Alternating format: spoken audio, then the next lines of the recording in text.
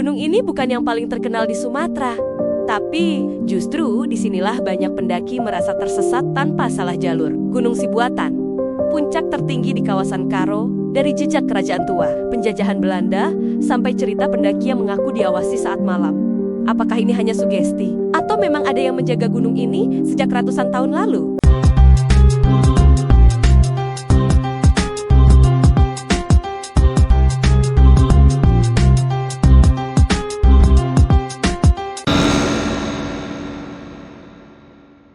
Selamat datang kembali di kanal kami. Hari ini, kita akan melakukan perjalanan panjang menembus waktu, hutan, dan kabut misteri ke salah satu puncak tertinggi di Sumatera Utara.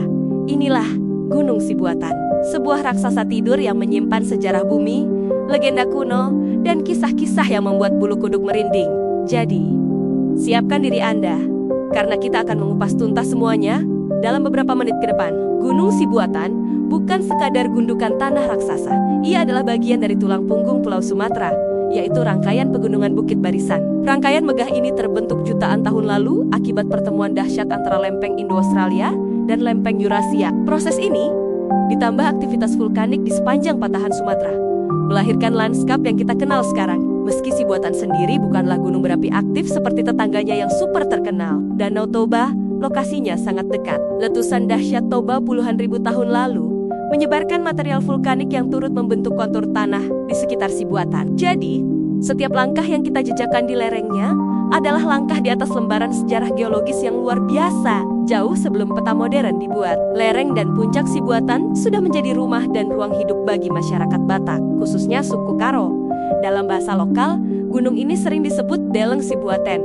Bagi masyarakat Karo, gunung bukanlah sekadar objek alam, melainkan pusat spiritual dan asal-usul banyak tradisi lisan, seperti yang tercatat dalam Pustaka Kembaren, mengaitkan tempat-tempat tinggi seperti Sibuatan dengan lahirnya marga-marga, lokasi ritual sakral, dan penanda wilayah adat. Situs-situs legendaris seperti Palas Sipituruang atau Rumah Sipituruang sering disebut-sebut dalam cerita rakyat yang berhubungan dengan kawasan ini. Meskipun tidak ada bukti kerajaan besar yang berpusat langsung di Sibuatan, hubungan budaya antara gunung ini dengan mitos asal-usul masyarakat Karo sangatlah kuat dan mengakar. Memasuki awal abad ke-20, angin perubahan datang dari Eropa.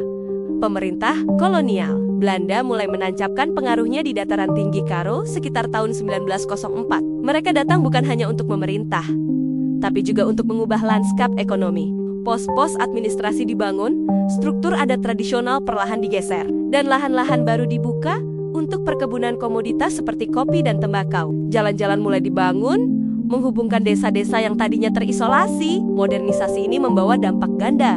Di satu sisi, ekonomi pasar diperkenalkan. Di sisi lain, terjadi perubahan besar pada tata guna lahan dan tekanan pada sumber daya alam di kaki gunung, mengubah cara hidup masyarakat yang sudah berlangsung turun-temurun. Kini, di era modern, Gunung Sibuatan telah menemukan peran barunya. Dalam 15 tahun terakhir, namanya semakin populer di kalangan para pencari petualangan sebagai salah satu destinasi pendakian paling menantang sekaligus mempesona di Sumatera Utara. Jalur pendakiannya yang terkenal dengan hutan lumutnya yang magis, trek yang licin, dan pemandangan lautan awan dari puncak menjadi daya tarik utama. Pendakian biasanya dimulai dari titik yang disebut Pintu Rimba dekat Desa Nagalingga. Perjalanan menuju puncak memakan waktu sekitar 7 hingga 9 jam, melewati serangkaian 5 shelter di tengah hutan lebat. Di balik keindahannya, Sibuatan juga menyimpan risiko. Jalurnya yang curam dan licin, terutama saat musim hujan, menuntut persiapan matang. Kehadiran pemandu lokal dari desa sekitar menjadi sangat penting, tidak hanya untuk menunjukkan jalan, tapi juga sebagai penjaga kearifan lokal. Nah, sekarang kita masuk ke bagian yang paling ditunggu-tunggu. Mitos, legenda, dan kepercayaan lokal yang menyelimuti Gunung Sibuatan. Penting untuk diingat, cerita-cerita ini adalah bagian dari tradisi lisan yang kaya makna, bukan sekadar cerita horor untuk mencari sensasi. Nama Sibuatan sendiri memiliki berbagai versi arti yang terikat pada tokoh atau cerita rakyat setempat. Salah satu legenda paling terkenal adalah kisah tentang Palas Sipituruang dan sosok gaib bernama Beru Sibuaten. Cerita ini berkisah tentang hubungan antara manusia dengan dunia lain, tentang perjanjian adat, dan tentang tempat-tempat yang dianggap keramat. Kepercayaan akan adanya makhluk halus atau bunian yang menghuni hutan-hutan di gunung ini juga sangat kental. Mereka dipercaya sebagai penunggu yang menjaga kesakralan alam. Bagi masyarakat lokal, gunung ini adalah ruang suci yang harus dihormati. Kepercayaan akan sisi mistis Sibuatan tidak hanya hidup dalam cerita rakyat, tapi juga dalam pengalaman pribadi para pendaki modern. Banyak kisah beredar dari mulut ke mulut, di forum online, hingga kanal YouTube. Sebuah laporan dari media kumparan misalnya, menceritakan pengalaman sekelompok pendaki yang merasa diawasi selama perjalanan. Jarak antar shelter yang seharusnya bisa diperkirakan terasa menjadi tak berujung. Dan beberapa anggota tim mengaku melihat bayangan-bayangan aneh di antara pepohonan. Ada pula cerita lain yang menyebut tentang penampakan sosok hitam besar atau pengalaman kehilangan arah secara tiba-tiba, seolah-olah jalur yang sudah jelas mendadak lenyap. Kisah paling umum adalah tentang pertemuan dengan bunian. Entah itu dalam bentuk suara-suara aneh di malam hari, penampakan sekilas, atau bahkan pengalaman digeser dari jalur utama dan tersesat untuk sementara waktu. Tentu, fenomena ini bisa dijelaskan secara logis, seperti kelelahan, kabut tebal, atau hipoksia. Namun, bagi mereka yang mengalaminya,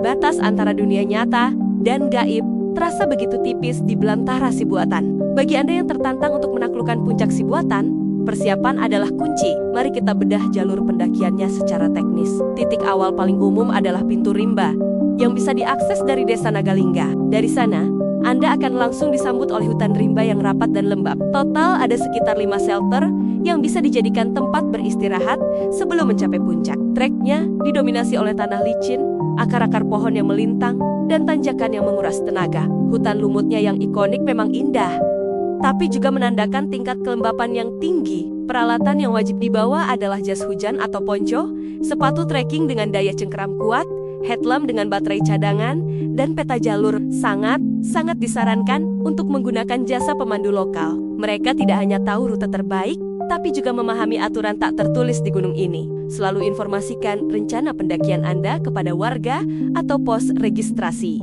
Dan jika cuaca buruk, jangan ragu untuk menunda.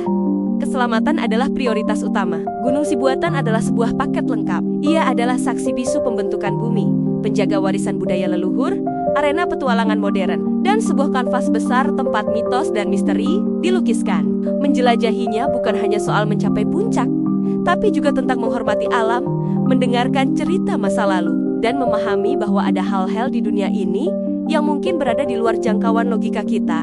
Terima kasih sudah menyimak perjalanan kita mengupas tuntas Gunung Sibuatan. Semoga informasi ini bermanfaat dan menambah wawasan Anda.